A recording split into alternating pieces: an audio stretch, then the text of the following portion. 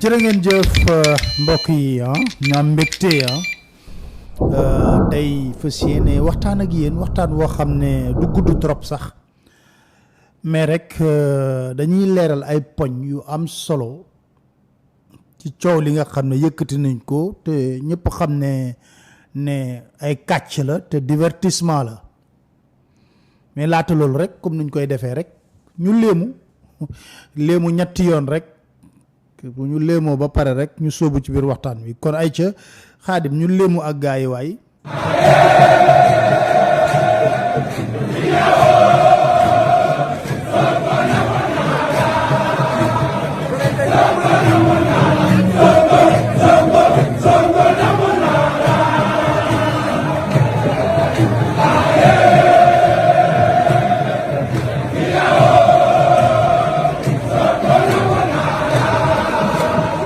waaw Sonko namu naa la léemu baa ngoog gaay ay le symbole de la résistance gis ngeen coowul bi ñu yëkkati diversion la en fait kàcc yi ay diversion la ñu teg ko pour ñu détourner de l'essentiel bi mooy ñu focus ci 2024 dégg naa nag ñëpp tëb di dal di ratatat di wax yoo xam ne amul bopp amul genn gën a wayadi ndax waxoon naa leen ci live bi mujj bi la ma ca xalaat démontrer leen ko di sant di gërëm tamit yeneen liveur yi nga xam ne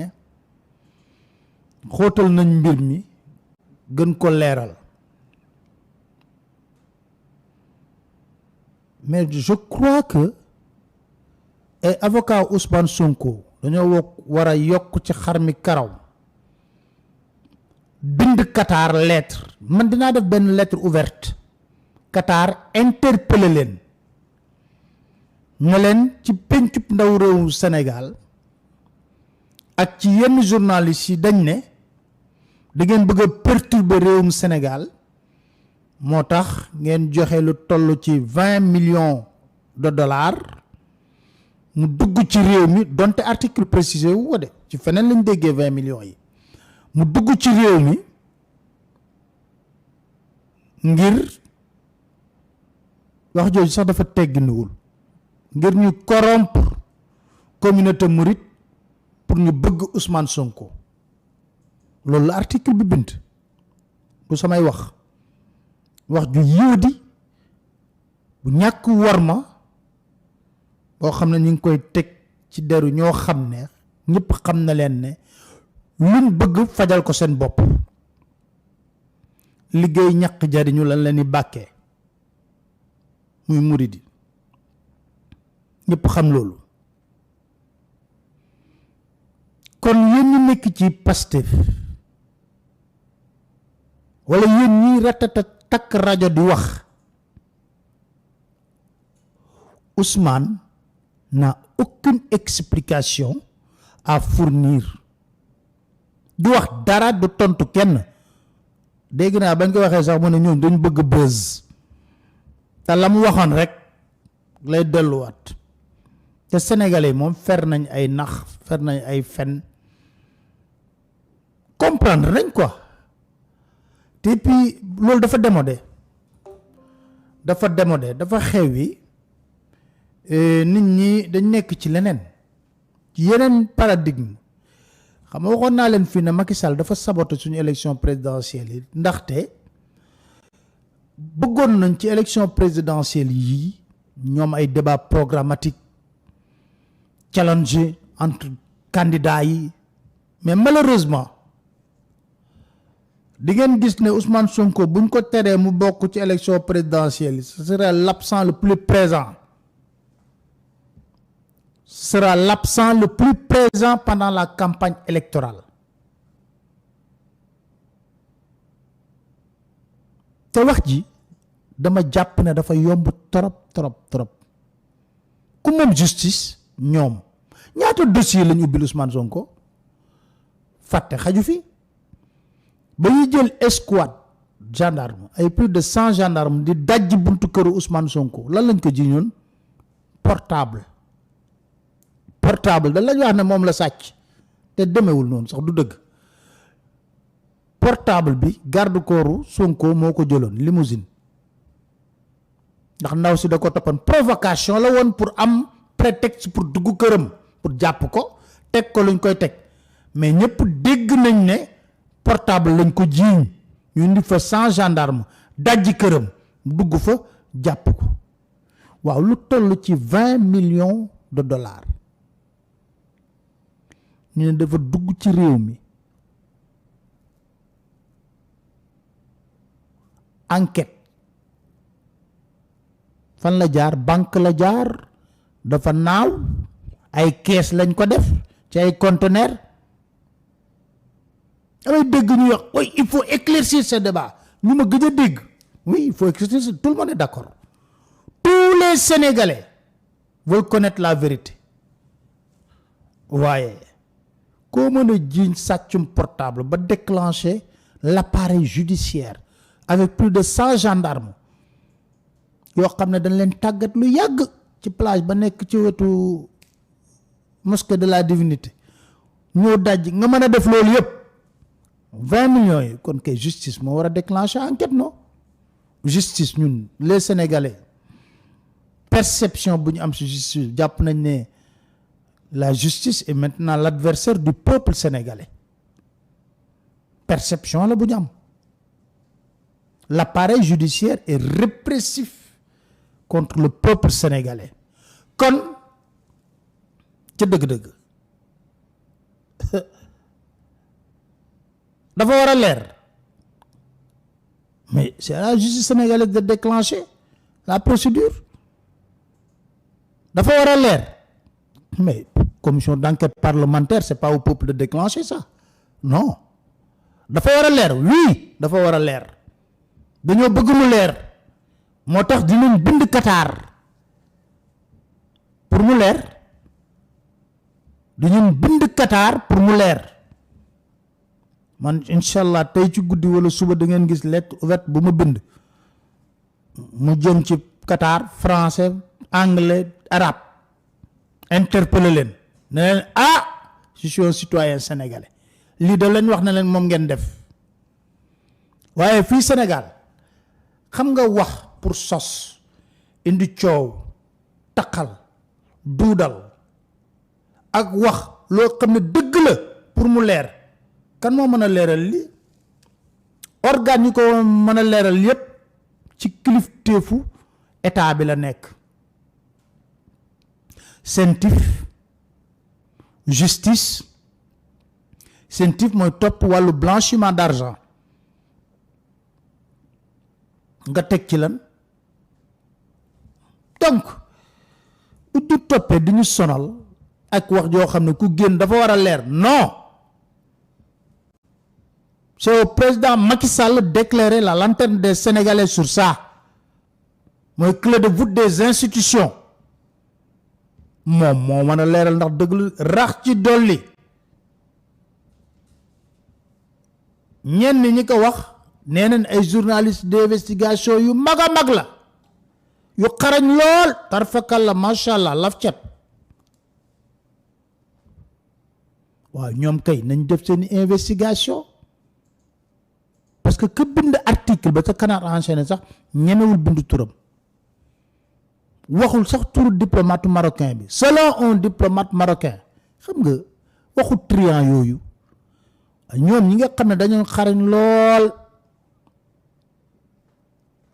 nee nañ dañoo xarañ lool ci investigation nañu génneel te loolu bu amee ci réew mi mais l'État doit des explications au peuple sénégalais parce que dañ leen jox instrument yépp pour ñaawteef yi du am ci réew mi xam nga wax naa leen Sénégal mi ngi ci zone grise boo leen gisee immeuble yeeg tabax yu bari yépp xam ngeen lu ko waral parce que Sénégal léegi mu nekk ci zone noire ci wàllu blanchiment d'argent da ngeen di déglu rapport du GIABA bi ngeen ko xam mooy kuréel guy topp mbir yooyu. D'ailleurs, il y avait un excellent reportage de RFI sur ça. Parce que dañuy wax ne fu tabax bëree l'économie va très bien. Est-ce que c'est le cas en ce moment au Sénégal? Il faut que ñu wax ñu ban banque la xaalis bi jaar. Parce que maa ngi fàttaliku Macky Sall bañ koy convoqué commissariat central ministre bi dafa waxoon ne xaalis bi ci ay conteneur la jaar. Port nitu Pastef yilifu ko. Aéroport nitu Pastef yilifu ko.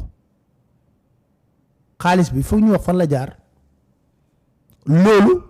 yéen a ko war a leeralal Sénégalais yi. kon am ngeen liggéey bu rëy. beneen bi ñu ne Macky Sall dafa jot lettre ngalawaay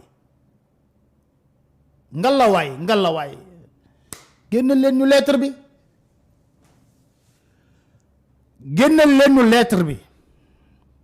ñu publier ko mën nañ ko publier fu leen neex xam naa bu nekkee ne lettre bi am na sax Ousmane bu ñu waxtaanee ak moom dina ne nañu fay ay journaux sax ay page publier reportage ñu publier lettre bi parce que loolu yëpp mënu fi am dama leen démontrer lu tax ma ne la diversion la ak wax joo xam ne man su ma ci waxee pare naa ci mais li neex mooy xam ne sénégalais yi dañoo am inspiration. dafa am benn nit kuy faral di bind ay contribution Marvel la tudd moom la dàkkantalee boppam. Marvel dafa toog ci xeltoom mu ne lettre bi nan ko war a bu amee mu imaginer lettre bi lan la ci Ousmane war a wax kii nga xamle moo di président Macky Sall nan génne lettre bi loolu au Sénégal boo tax xam nga yii dañ ko war a génn ci politique léegi quoi njuut njaaj ba dugal kaso njuuj njaaj ba nga xam ne amaana mënatul bokk ci élection présidentielle njuuj njaaj loolu dayatul nga ne non kii faaw ma sosal ko faaw ma kii ko yéen daal li kàccoor bi waxoon rek tànk feccu leen tàngoo ci bàmmeelu Ousmane Sonko rek doo leen am lu leen neex. Marvel doo bind mu ne bu nekkoon na lettre boobu am na xam naa ne nii la ko nar a bindee. Cher grand frère Sall Ngari Bour Guédé dama laa soxla. Je sais que je n'ai pas toujours été courtois avec vous, je sais que je hante vos sommeils, je sais qu'à cause de moi vous êtes obligé de renoncer à un troisième mandat tant rêvé. Je sais qu'à cause de moi vous êtes vilipendé, conspué partout dans le monde et au Sénégal. Je sais qu'à cause de moi vous allez devoir sortir par la petite porte en 2024. Cependant, je viens vers vous comme un petit frère qui a besoin de l'aide de son grand frère avec qui il peut parfois avoir quelques petits différends. Marvel nee na Ousmane Sonko bu dekkoon ne daa bind lettre da koy wax na ko yow sama mag ji Sall Ngari Bour Guédé dama laa soxla de xam naa ne sama diggante yow ñagas na lool musul a tax xam naa ne saa boo tëdd di nelaw mën nga dem gént xam naa tamit ne ni ma la fitnaalee moo tax mënoo def troisième mandat xam naa tamit ne sama taxawaay moo tax foo génn ci àddina bi ak ci Sénégal diaspora bi mayuñu la dara yuuxoo yi tar na lool bu ci mujj xam naa mooy bu New York ba je sais qu'à cause te tamit xam naa ne man maa tax boo yaakaaroon génn par la grande porte en 2024 ragal naa ne porte bu ndaw a ndaw ngay génn mun a teewul nag rakk ak mag moom dañuy faral di laale loolu du ci ñàkk. Il y a quelque temps, je me suis laissé corrompre par des lobbies étrangers pour environ 12 milliards. Vu qu'ils avaient eux aussi constaté dans l'actualité et dans les sondages que tout me donnait vainqueur au présidentiel de février 2024 face à vous ou à tout autre candidat, on avait alors convenu qu'une fois élu, je casserai les contrats pétroliers et gaziers que vous avez signés avec les Petrotim et autres et que je ferai tout pour leur refiler des contrats. Marvel Nako. ah sama mag ji Sall Ngari am na daal lu dox sama diggante ak ay lobby étranger yoo xam ne dañ maa jox 12 milliards ndax ñoom dañoo sukkandikoon ci ay sondage ne élection présidentielle yii ñu jëm ak lu mënta demee bu ma ci bokkee ma may gagné te bu ma gagné contrat pétrolier yëpp dama ko nar a tas yu Petro-Tim jox leen ñoom contrat yi. Après que votre parti, l'État, le pouvoir judiciaire, le ministre de l'Intérieur, à votre insu grand frère, je précise bien, ont de concert fomenté des procès contre ma personne, m'ont fait sortir du fichier électoral, ont organisé mon inéligibilité, ont refusé d'appliquer toute décision de justice qui me soit favorable. Ces lobbies et bailleurs de fonds en ont donc conclu que je ne pourrai plus être élu président de la République en février 2024, comme le souhaite la majorité des Sénégalais. mu ne ko yow sama mag ji Macky Sall Ngari waaw ginnaaw ba sa parti état bi justice ministère de l'intérieur xam naa sax yëgoo ko de ñoom sos nañu ay procès jëmale ko ci man laqart nañ ba génne ma ci fichier électoral bi fexe ba man ñu ne man daal kenn mënatuma fal fexe tamit ba décision de justice yi génn yëpp état ne du ko respecté lobby yooyu nga xam ne dañ ma joxoon xaalis nag dañoo wëlbatiku ne ko comme na man duma bokk ci février 2024 kon nañ ma naa delloo xaalis bi waaye nag mag ji xam naa ne loolu yëpp yëgoo ko de xam naa ne yëgoo ko. À cela, ces bailleurs de fonds impitoyables en affaires m'ont sommé de rembourser l'argent reçu. Dans le cas contraire, ils s'en prendront à ma famille, ils élimineront probablement mes épouses et mes enfants et peut-être même ma très chère maman. Mu ne ñooñu joxoon ma xaalis mag Sall Ngari dañ ne su ma delloowul dañuy faat sama njaboot de faat ma man mii ak sama waajur bu jigéen. Grand frère, j'ai bouffé la majeure partie de cet argent avec les membres de mon parti PASTEF. Une partie a servi à acheter des brouettes de cailloux pour les jeunes manifestants, quelques bouteilles pour fabriquer des cocktails Molotov, quelques litres de pétrole, des lance-pierres, de la peinture, des pneus usés, des briquets et des allumettes. Une autre partie a quand même servi à enterrer nos dizaines de morts, à soigner nos milliers de blessés, à soutenir nos milliers de prisonniers politiques, à aider leurs familles respectives. Je sais que vous n'y êtes pour rien, grand frère. Et n'êtes peut-être même pas au courant de tout. Mu ne ko mag sama xaalis boobu daal xam nga lu ma ko def dama ko lekk man ak sama parti xam naa ñu jënd ci ay brouettu xeer jox ko xale yi bu ñuy manifester boole ci tamit defar ci ay cocktail molotov jënd ci tamit ay pétrole ak ay lance-pierre ak i peinture jënd ci tamit ay pneu ak briquet ak allumette loolu de laa lekk ci 12 milliards yi loolu laa ko lekkee ba pare nag boole ti tamit xam nga rey nañ ñu baree bari xam naa sax mag sama yëgoo loolu de ñu baree bari jël nañ seen bakkan ñun tamit ci loolu lañ leen robee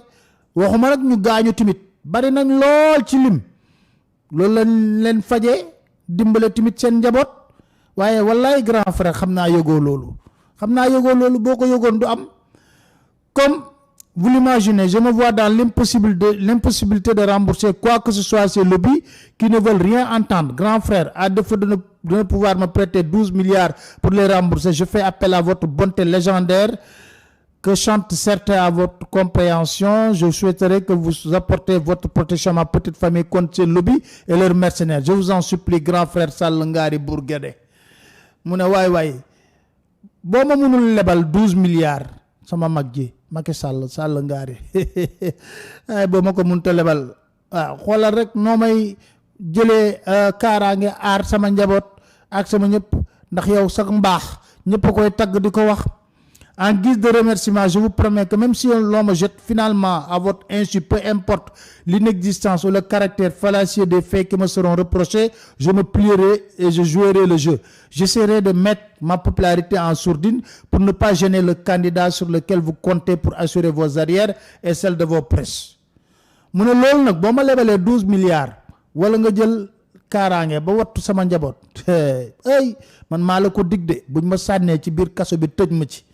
loo xam ne dara du ci dëgg xam naa ne yëgoo ko sax yëgoo ko billaay Sall yëgoo ko te tamit te fañ koy teg ay sos la dara du ci dëgg ñu jël ko sànn ma ci biir kaso bi waaye garaawul dinaa ko muñ génnal rek 12 milliards yi dinaa ko muñ te nag dinaa fexe ba natt bi ma yàlla def ma siiw nekk ci xolu sénégalais yi man a patt noppi sa candidat bi nga tànn duma ko gêner benn yoon dinaa ko bàyyi ndax xam naa ne li ko gën a yitteel mooy sàmm sa ginnaaw ndax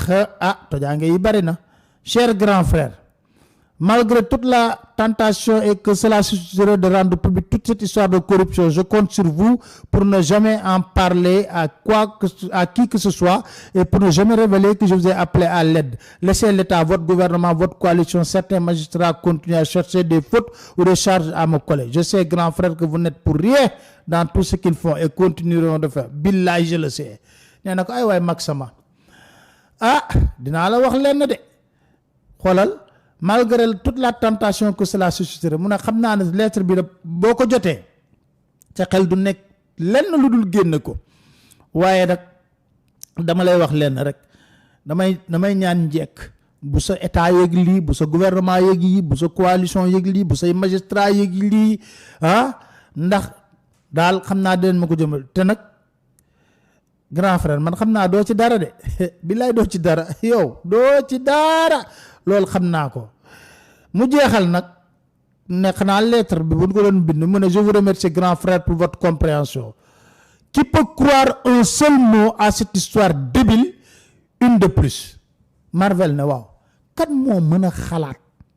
waxi dof yi waxi katakay ne yi waxi ku daanu si saret yi waxi faramata bandax yi nga mën koo jàpp. Le président Sall a-t-il donné son consentement à ce que son nom soit associé à une fable aussi grotesque qui va convaincre davantage d'électeurs qu'Ousmane Sonko est blanc comme neige. mu ne Macky Sall xanaa warul nangu ñuy jël turam di ko dendaleeg wax yii nga xam ne nit ñi dañuy gën a xam ne Ousmane Sonko deful dara dañ koy sosal di ko doon wax naa leen ne leen ku jur yërëm gis nga dañ wax ne xale yi ñoo ànd ak Ousmane Sonko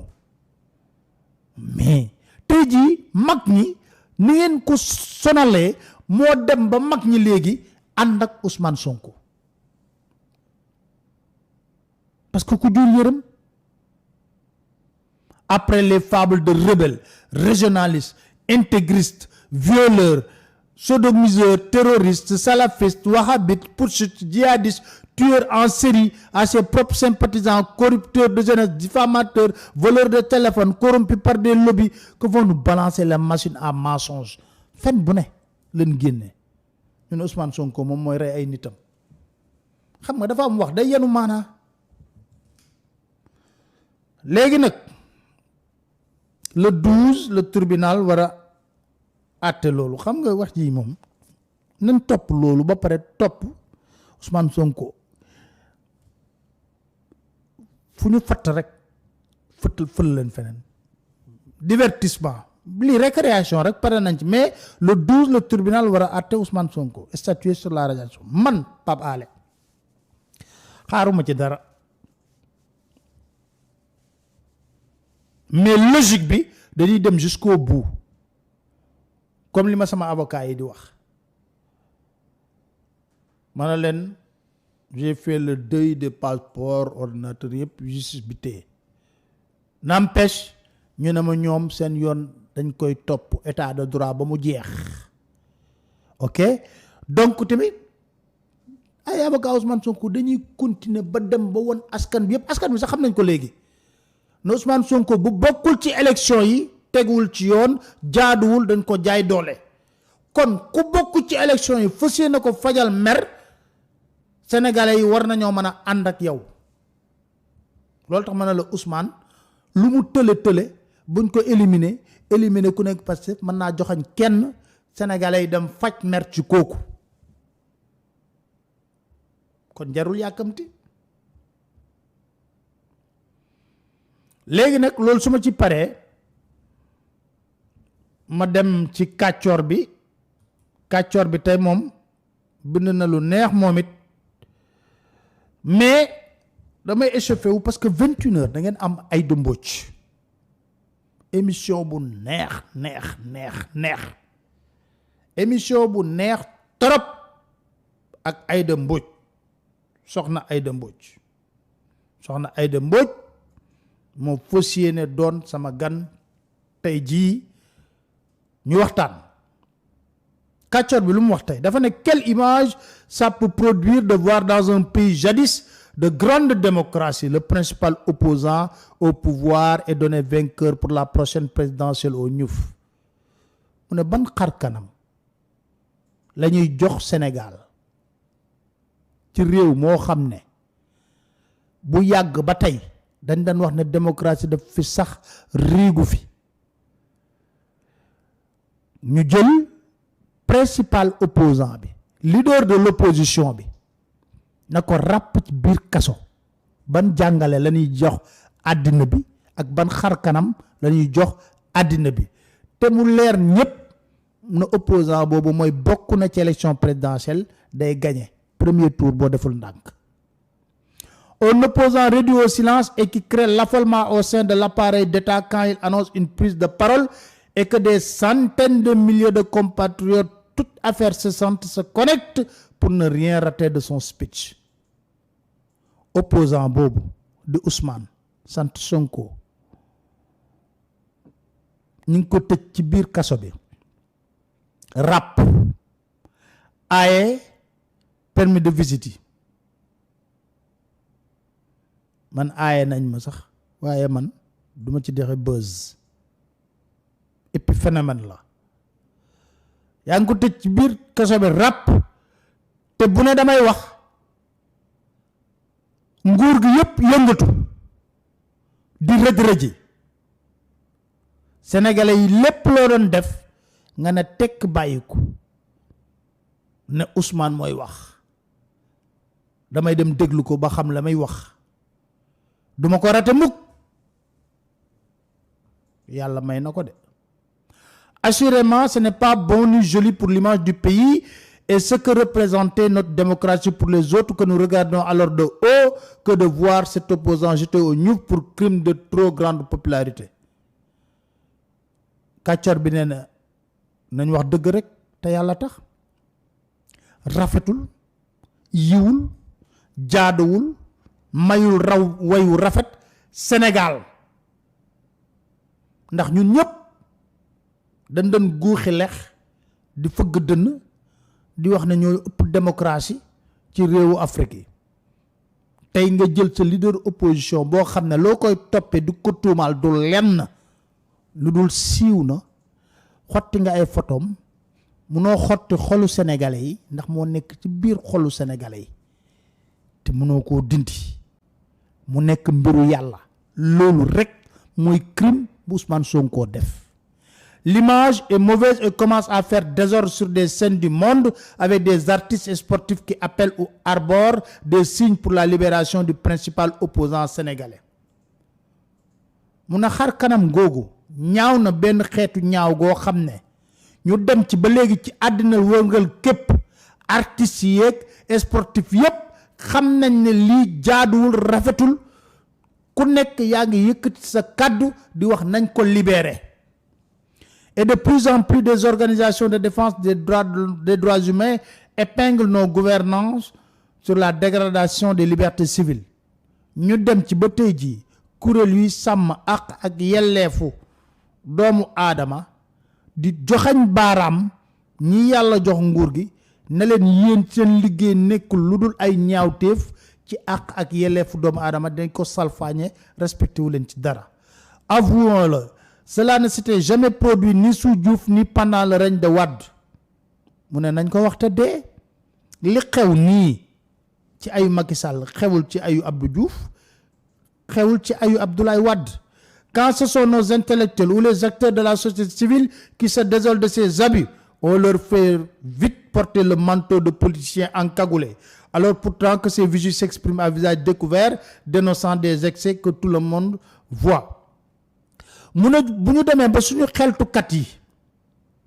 ak ñuy yënguti société civile xam ne lii nekk ci réew mi salfaañe bu jaaduwul benn yoon la ñépp a ko xam ku naa fekkul xam ko ku njublongul xam ko ku nekkul totoo tàpp paate xam ko ku nekkul escroc xam ko bu njëkkatee seen kàddu di wax ñu leen takkal di leen wax ne ay politiciens encagoulé leen te moo ne ñoom bu ñuy wax ñëpp koy dégg nëbbatuun xam nga moom laa la wax suñu classe gi ñuy traité de ak politiciens encagoulé ñoo tey voilà. Il faut aujourd'hui souffrir de cécité ou être de très mauvaise foi pour oser déclarer devant des députés qu'il n'y a pas de détenus politiques au Sénégal. Mu ne foog nga naa fekk trop wala nga tëx gumbalu na duma wax ci Sénégal am fit jàkkaarloog députés yi ne leen détenus politiques amu fi. C'est pendant que des centaines de jeunes sont en prison pour des délits d'opinion ou d'opposition. Ca booba mu leer na la leer sénégalais yépp ku naa fekkul na xale yi ñu jàpp dugal leen ci biir kaso bi cël lim ñuy wax ay 1500 ba toll defuñu lu dul wax seen xalaat wala far ak opposition bi. D'autres sont arrêtés dès leur descente d'avion pour les mêmes délits, si bien que de centaines de jeunes qui vivent à l'étranger ont peur de venir en vacances dans leur propre pays de crainte de se faire offrir un séjour gratuit à l'hôtel 0 étoile de Rebeuss. Mu ne ñu dem ci réew mii di réewum Sénégal lañ wax de ba nit day wàcc ci avion ñu ne ko kirtim jàpp ndax lan ba mu nekkee bitim réew dafa waxoon xalaatam ñu dem ci ba ay sénégalais yu bare nekk bitim réew ne dootuñu ñëw vacances Sénégal ndax buñ tegee tànk aéroport ñu bàyyi fa liste da leen di jàpp na leen ràpp ci biir kaso Rebeuss. Am na fii Sénégal ku naa fekkul xam nga ko ku naa fekkul xam nga ko. Quant aux jeunes qui vivent ou survivent au Sénégal, ils tentent de prendre les voies périlleuses de l'immigration irrégulière. Mu ne ndaw ñi fi nekk dañoo dee di dox dañuy dundante dañoo dee di dox lu leen dese jaar yoonu Nicaragua ba wala jaar ci géej gi. Un fléau dont d'ailleurs le gouvernement s'est détourné de façon plus pudique les morgues des îles Canaries bourrées de cadavres de nos compatriotes, ça ne semble déranger aucune autorité. Mu ne ñaawteef boobule xale yi di jël mbëkk mi seen bakkan di ci rot ñuy dee ci biir gaal gi. Nee na boo demee île Canaries gii boo demee ci morgue bi ay néewu Sénégal yu bari nga fay fekk ca booba état bi na ci pat yooyu ci yàbbi ci di xool fële mel ni loolu ñoru leen pourtant ay doomu réewum Sénégal lañ de dérangé wu leen. Les vestiges du président Senghor étant plus importants que de soulager des familles qui vivent un deuil permanent. Mu ne ca booba lan la ñuy wax Senghor la mu fa bàyyi woon li mu fi bàyyi woon xam nga dañoo waxoon nañ wax vente aux enchères état bu Sénégal daw moom ne day jënd mbiru Senghor yooyu mais xale yi dee ci mbënd bi nekk ci morgue îles Canaries yi faalewu leen tunu leen ñoom du ñu ay sénégalais. Ne nous voilons pas les yeux. Ce pays va mal et la situation risque d'empirer à moins de 2 mois d'une élection pour laquelle personne ne peut dire avec exactitude ceux qui seront sur la ligne de départ. Bu ñu naxante loolu la kàccoor bi wax bu ñu naxante réew mi ñëpp xam nañ ne ku naa fekkul njublangoo nekkoo escroc nekkoo toog muy dox classe googule xam nga ne réew mi ngi ci guuta ci ñaari mois élection yi nu jëm kenn xamul fu muy mujjee ñaan yàlla teg ci loxo waaye kenn xamu ko rax ci dolli élection yoo xam ne kenn xamul ku ci bokk ku dul bokk loolu Sénégal ci ayu Macky Sall rek lañ ko dundee loolu la kàccoor bu dikki tey dinaa waxtaan ak incha allah ak étudiants yi dañoo tëj université mais yéen a ngi seen gox-goxaat yi ñu jëm ci ay élection ngeen am rôle bu am solo boo leen war a jouer bu am solo ndax dañoo hypothéquer seen avenir dañ ko hypothéquer dañoo hypothéquer seen avenir pour des raisons politiciennes ngeen war a jël seeni responsabilité également di sant ñëpp Xaadim di nga ma mën a may Sonko namm naa la bi parce que mooy symbole résistance pour la démocratie au Sénégal boo ma ko mënee ma may ko gaay après tàggatoo ñu dem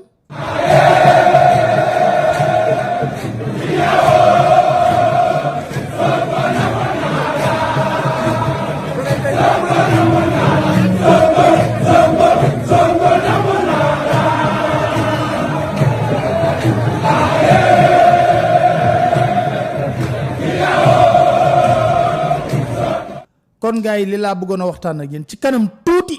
soxna Aïda Mbodj ñëw toog ñu waxtaanee lu bare bare incha allah moom fas yéene doon sama gan di sant ñëpp di gërëm ñëpp fàttewuma live français bi maa ngi koy waaj mën na nekk sax dimanche incha allah tey soo leen xoolee bind naa ci benn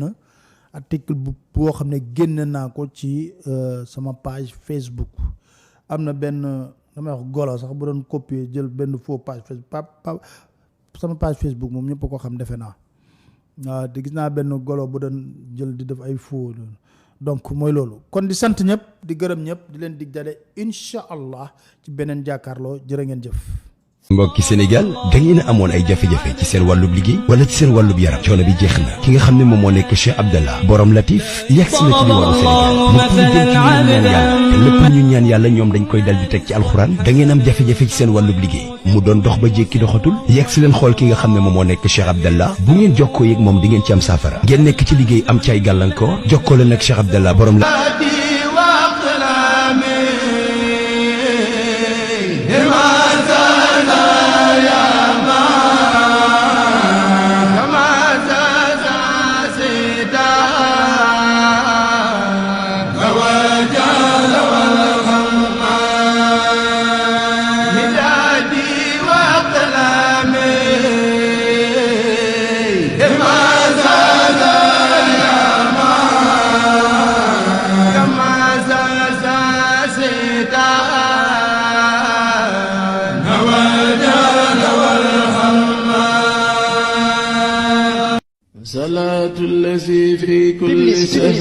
Sénégal Info TV la seen li mu gis moom seen li bépp xibaar ci réew mi ak bitim réew yow mi am lu bëgg yëgle moo xam njëntal wala màggal wala cant wala lu mën a doon